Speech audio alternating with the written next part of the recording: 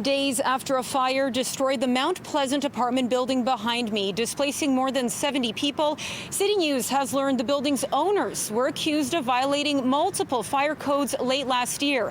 According to land title documents, the owners are Fu Ren and Fang Yan.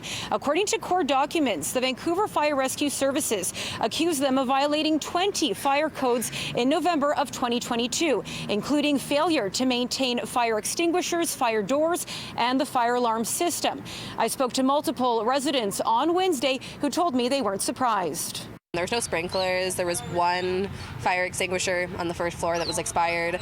He bolted down the fire doors in the parkade, so if anybody was down there, nobody could get out. So it wasn't safe. Taylor Calhoun says it took about a month and a half for someone to fix a broken fire alarm in her hallway. The fire at East 10th Avenue and Prince Edward Street broke out on the evening of July 27th. And while no residents were hurt, some had to be rescued off balconies, and one firefighter was taken to hospital with non-life-threatening injuries, while some others were treated for heat exhaustion on scene. On Wednesday, outside the apartment building, Calhoun confronted her landlord, who she says hasn't given her damage deposit. You didn't answer. You not received. You read it. Yeah, I received the.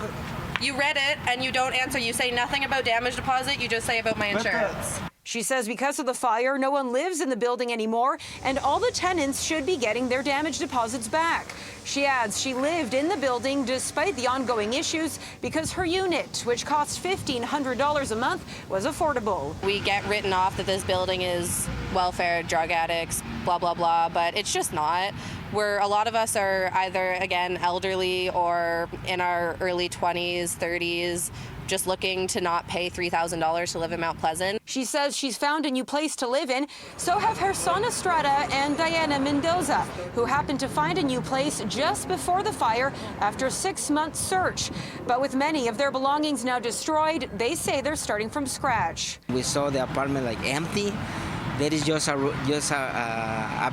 mattress on the floor. It's kind of hard, like say, what are we gonna do now? They say they weren't surprised to hear about the alleged bylaw violations either, saying firefighters came to the building regularly because of false fire alarms. Every time that this alarm sounds, the firefighters arrive and they check everything and check everything and check everything.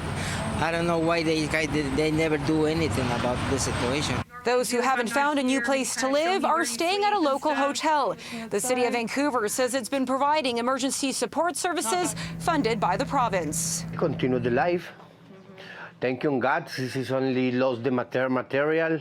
All people, the physics is good. There's no problem. CityNews asked the landlord about the alleged bylaw violations when he showed up at the building. Failed to have portable extinguishers. He disputed them, adding he didn't understand why they were issued in May instead of November, which is when Vancouver Fire Rescue Services alleges they were observed.